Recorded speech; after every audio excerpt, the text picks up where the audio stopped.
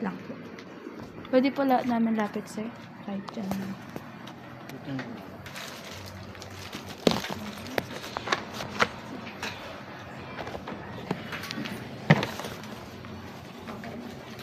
Ay, namatay. Okay lang ba yun? Opo, okay lang. Opo. Shit. So, for interview proper po, ako po si Sherry Kaili. At ako po yung magpapacilitate po para po sa ating po interview po. Para po sa kanilang katanungan po, inuubo-ubo po ako. Ha? Inuubo-ubo po kasi ako. Kaya, Uubunin kami. okay. Pwede po bang matanong po pala yung pronouns niyo po? Mister. Okay po. Kilala daw mo. Pero kailangan ba? Formal ba? Depende lang. Kuya na lang. Kuya. Hindi ako yung kahit gay kasi ako. Hindi ko yung ate, ganon. May I ask po your full name po? Regine ko, Figueroa. So, kumusta po kayo ngayon? Ngayong araw. Yes. Pagod mo. Hindi kasi meron ako naging client dyan kanina. Sana nga sabi ko, sana pala maaga ko yung dumating para makita niyo kung paano ako mag-counseling, gano'n. Kasi, hindi naman counseling na yung ginawa ko kanina. Ano lang, initial assessment lang. Kasi, nagpunta na ng Las Piñas. Hindi pa rin siya okay. Balisa yung patient. Go. Okay, pagod. Pagod na. Pwede po bang matanong po kung ilang taon na po? 23. How about po yung ilang taon na po kayo in service as an HIV counselor? Mag-3 pa lang. Sa December o January. So, ano po yung nararamdaman niyo po ngayon? Huwag sa pagod. Wala. Ang nararamdaman ko talaga pagod. Ah, Pero kinakabahan sa mga tanong mo. Pero, kaya naman po proceed po Oo, tayo. kaya mo yun. Okay po. So, proceed po tayo sa pamamagitan po natin ng tanungan. Kuya, ano po yung masasabi po ninyo sa karanasan niyo po bilang isang HIV counselor sa almost 3 years na po kayo in service po? Ano masasabi ko? Opo. Mahirap. Mahirap. Depende sa bayan, pero napakahirap kasi parang napakahirap yung mga tao i-encourage. Kasi siyempre, confidential ang HIV. Plus, hindi lahat aware sa sakit na yan. Nahihirapan ako kasi ang daming taong hindi bukas yung isip pagdating sa sakit na yan. Pero natutuwa ako kahit paano ngayon na dumadami yung mga nakikilahok pag nagpapa-activity ako, pagka may mga quarterly awareness ako na ginagawa. Marami napunta kasi nagiging open na siya. Kasi dito sa Rosario, tulog means parang hindi na pag-uusapan dito sa Rosario yung HIV. So, ginising ko nito lang ng March. Doon ako nagkaroon ng ng quarterly awareness. Every 3 months yun. Nagpapagawa ako ng free HIV. Actually, free naman yun. Lahat ng services free naman. Yun, natutuwa ako kasi na sila, parang kapag kami discharge o tulo, nagpapatas agad sa akin. Yung hindi na sila na parang natatakot, hindi na. Yun yung kinakatuwa ko. Nababawasan yung takot nila. So, pwede niyo po bang ma-share sa amin yung mga mahalagang karanasan niyo po bilang isang HIV counselor? Mahalagang karanasan po. Mga experiences po. karanasan. Ano bang mahalagang karanasan?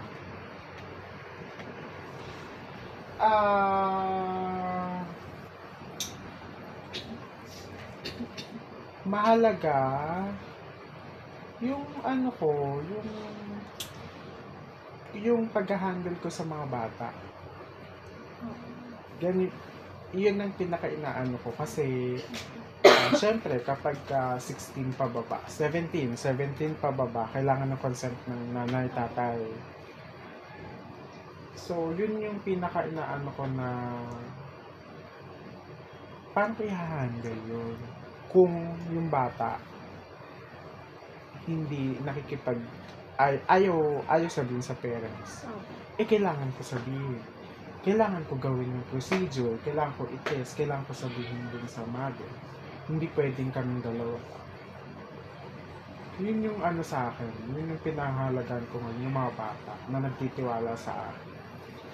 Maraming batang nagtitiwala sa akin ngayon. Kaya mas mostly kasi yung mga target kasi namin MSM at saka PGW, yun yung mga ano namin, yung mga target namin. Pero kung makikita mo, may mga reports kasi ako, mas magdami yung mga bata. Kasi mas madami nagkakatulo na bata. So yun yung mga pinapahalagahan ko sa lahat ng karanasan ko sa mga bata, mga kabataan. When it comes to numerical statistics po, ilan na po yung cases? Cases? Opo. Yung hawak ko, nasa ano lang yun, 5 lang. Pero may statistic po kayo sa buong Rosario po. Ang last na balita ko 8. 8. Hindi ako natutuwa. Opo. Kasi, konti pa lang ang nagpapatas. Ano po yun? Kaya ako, hindi, lagi akong na misunderstood ng mga tao na natutuwa ako pag may positive akong nakukuha. Natutuwa ako in a way na nadedetect ko sila. Pag kasi nadetect ko sila, mapapayuhan ko sila, paano maging undetectable, diba? Paano sila mamumuhay ng normal din. Mapapayuhan sila ng ganun. Magiging aware sila kung paano gagawin nila na ngayong may HIV na sila. Doon ako natutuwa. Tapos, mababawasan, syempre. Alam na nila yung mga gagawin. Paano kung yung isa, hindi niya alam na positive siya, nakipag-sex. So, hawa-hawa na. Makikipag-sex ulit sa iba. Hawa-hawa na. So, mas maganda. Lagi kong goal, magkaroon ng positive.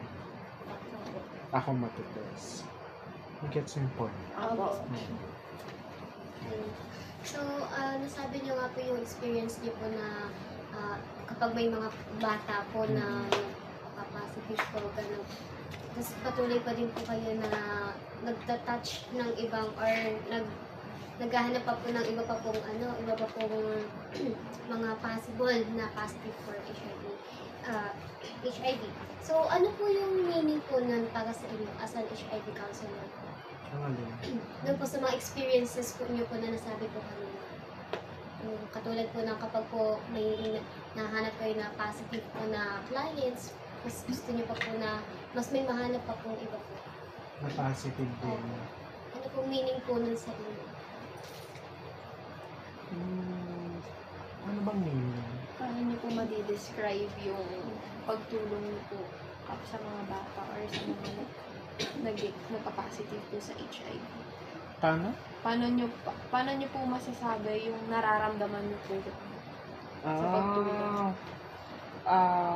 Simula kasi nung pinasok ko tong HIV,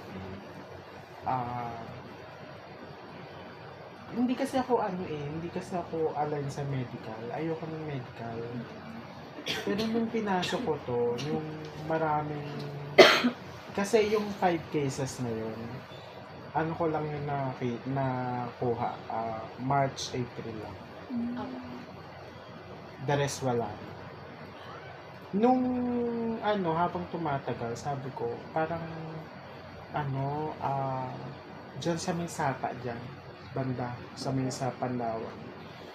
Palala yung mga nagkakaroon ng tulo dyan.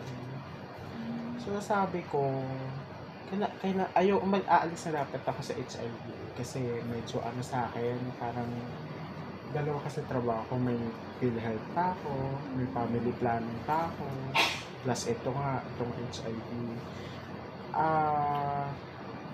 Habang nakikita ko silang nagpapatest sa akin, yun nga, sabi ko, natutuwa ako kasi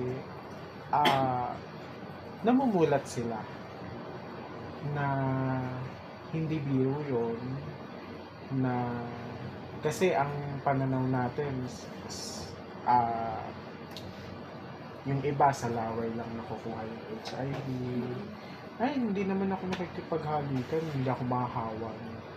Hindi naman doon nakukuha yung HIV. Pangalawa, sabi nila, hindi naman ako ng bakla, pumapatol sa bakla. Hindi lang naman sa bakla nakukuha yung HIV. So ngayon kasi nagkakaroon na ng mga lecture sa bawat barangay. So natutuwa ako na nasasama yung HIV. So yun talaga, kinatutuwa ko yun. So, ano naman po yung palagay po ninyo tungkol sa katayuan po ngayon ng mga HIV counselors? Ngayon, padagdag na ng padagdag. Ang dami ng mga HIV counselor ngayon. Tingnan nyo, pang 160 na ako. Alam nyo ba yung training na yan? May siya, may parang code from DOH. Dati kasi hindi pa ako trained. Oo. May code siya na parang pag napasa mo yung 1 week training na yun, may bumabagsak yun. May bumabagsak yun. Pag napasa mo yun, magiging certified ka. Meron kami nung nag-training kami, 40 kami. Dalawa bumagsak. Dalawa. As in, sabi ko, kala ko training lang na seminar. Yung pala, may Yung ngayon, ulit yun? Yung katayuan po ninyo ngayon as an HIV counselor? Katayuan po? Opo. Anong Ano po yung palagay po ninyo? Perspective po as an HIV counselor? perspective ko as HIV Working as counselor? HIV counselor? Tungkol saan? Tungkol po sa mga personal Ano? na karanasan po. As an HIV counselor, as a whole po. Kulang po ba ang HIV counselor, especially dito sa Rosario? Dito sa Sapat po ba? Rosario, lagi ko sinasabi, napaka liit ng HIV clinic. Yung meron kasing tinatawag na local AIDS council, wala tayo. Wala kami. Pero magkakaroon na dahil lang sa kailangan siya sa SGLG, sa Seal of Good Local Governance. Kailangan na siya. So nagkaroon. Yun lang, dahil lang doon. Pero hindi execute. Yun yung yun yung lagi kong stand sa kanila. Kulang na kulang.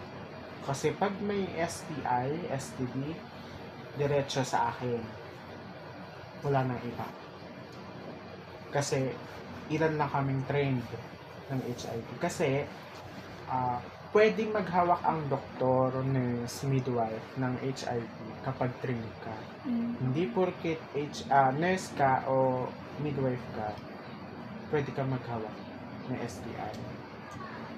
Yun yung ko dito sa Rosario. Kulang kami na trained, na humahawak. Kulang talaga. Nakalipat na po naman po yan. So, the next po is, ano po yung kahulugan po ng pagiging isang HIV counselor? Kahulugan po. Ano pong essence po ng pagiging isang HIV counselor? Personal na. Siguro ilaw. Liwanag sa mga taong hindi pa mulat tungkol dito sa sakit. Liwanag. kayo pa na tanong. So, paano nyo naman po mailalarawan yung emotion nyo po bilang isang HIV counselor po? Kapag po Kapag nag-handle ng mga clients, Opo. Kapag ano? Pag nagka-counsel po ba sila, paano po niyo po sinasabi na kapag nag-test po sila is positive sila sa ano nararamdaman yung nararamdaman? emotion? Especially po kapag bata.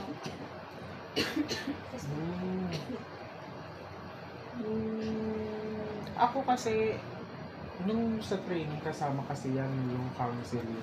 Magka-counsel ka, tapos wala pa kasi ako nararanasan na worst na scenario na parang lahat kasi nakikipag-cooperate. Pag nagtanong ako, sasagot sila.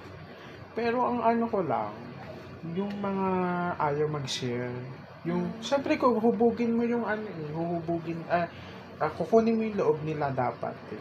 Trabaho namin yon, nakunin yung loob nila, ng mga client namin. Minsan, hindi ko nagagawa. Ano pong epekto ng silence? Ako, sa akin, as counselor, syempre, kulang ako. Kulang ako ng, bakit hindi ko natanong? I mean, natanong ko siya, pero bakit hindi siya nag-share? Hindi ba ako effective? Lagi ko tinatanong, mas ano ba, kailangan ba yung iba ang magkakausap sa kanya? Mas, syempre, parang, syempre, kailangan natin respetuhin na lang yun, na hindi siya mag-share. Pero nalulungkot ako na, part kasi yun part na magtanong ako, kailan ng huling sex mo, kailan ng ganito. Part yun kaya lang yung iba nagre-refuse. Syempre, karapatan na yun. So, ang ginagawa ko na lang, test. Pagkapirma sa consent, test agad ako. Gusto ko lagi makipagkwentuhan. Doon ako nalulungkot na part. So, next naman po is yung, ano po yung mga nagiging reaction nyo po tuwing kayo po ay nagbibigay ng service bilang isang HIV counselor po? Reaction. Ako natutuwa ako kasi parang kung busog lagi kapag may client ako. Kasi hindi naman araw-araw may napunta sa akin. Hindi naman araw-araw puno sa baba, hindi araw-araw yun. May mga pag marami, tuwang-tuwa ako. Kasi, tuwang-tuwa ako kasi parang, ewan ko, alam mo ba yun? Hindi ko masabi yung feelings basta parang akong busog lagi. Parang ganun yung, parang kahit hindi ako kumain na maghapon, tapos kahit busy ako sa kanila, yun, mas gusto ko yung gagawin. Minsan po ba, na nagkakaroon pa rin po kayo ng limitations, especially yung boundaries po ninyo between the clients and yung mga personal? Hindi minsan kasama talaga siya. Pero minsan may mga hindi mo maiwasan, may mga client kang Makati. Oo. May mga naging text meet ako. Ganun. Pero, siyempre, kami, hindi kasi pwede mag-jowa. Hindi pwede mag-ano ng client. Unless, okay na siya sa'yo, tapos na siya sa'yo. Tapos ilang years tayo. Paano nyo po mini-maintain yung boundaries niyo po between you and the client? Actually, mahirap yun. Kasi minsan may mga gwapo na chat sa akin. Kasi, pero, una kasi nagpapasalamat lang. Tapos, meron akong experience noon. Napadalan ako ng ulam. Dito. Oo, totoo. Pinapadalan ako ng ulam kasi, nagluto daw siya, ganun. Mahirap tanggihan, mahirap labanan, pero, ayun, hindi pa naman ako na-in love. hindi pa. So far, hindi pa naman na-in love. Ikaw, may tanong. Ano po? Hindi, joke lang. May ba na naisip diet niyo? Tapos, ano pong ginagawa niyo coping mechanism para meron pa silang stress ngayon? Kasi, pagkausap ko yung mga client ko, parang ganito lang. Magpapatawa ako. Talaga pa, hindi ka nagiinom. Ganito, ganyan. Ganyan ako makipag-usap sa kanila. Hindi formal. Tapos, ayoko ng sir. Kuya dapat. Ayoko ng sir. Yun ang rule ko sa kanila. Kasi, lagi sir eh. Akit kayo kay Sir Nico doon. Kuya lagi. Kuya. Pero kapag stress, hindi pa naman ako na-stress sa mga client ko. Na-stress lang ako kanina. Kasi kanina, nag-heads ako. Heads me. Yung sa mga adolescent, yung may form kasi na heads ang tawag. HADSS. Parang yun yung parang mag-e-evaluate ako tungkol sa tungkol sa client, sa bahay nila, sa ganun. Yun yung initial assessment na sinasabi ko. Wala siyang ma-share sa akin. Kailangan ko siya interviewin. Kasi kamusta siya sa bahay, ganito, ganyan. Ang sagot niya lang, oo, kahit ano. Ganun yung niya, oo, kahit ano. Ganun lang siya kanina. Doon ako na-stress. Kanina umaga. Ano pong ginawa niyang coping mechanism? Dun sa stress. Sa stress na po yan. Kanina? Wala naman akong kasi hindi ko naman siya yung hinihold na hindi. Ang ginagawa ko kanina, na-stress ako sa kanya, pero ang ginawa ko, kinausap ko yung parents. Sabi ko, sino close niya? Ayoko po ng pamilya. Gusto ko kaibigan. Kasi naniniwala ako na ang tao, hindi lahat sinasabi sa kanila. Basta sabi ko sa kanila, sinong close? Ito po pinsan. Kaya huling usap nyo, ngayon lang. Ayoko po ng ganun. Gusto ko kaibigan. Yun ang ginagawa. Was there a time po na parang sinabi mo, ayoko na, quit na ako sa pagiging agent? May ganun po ba kayong time? Kasi yung pagka-counseling, madali eh. Pero yung pagdating sa reporting, yun ang mahirap. Yun yung magpapasuko sa'yo pag mga papers na. Kasi pag counseling, after kung kausapin ka, i-test ka, tapos na. Diba? Wait lang.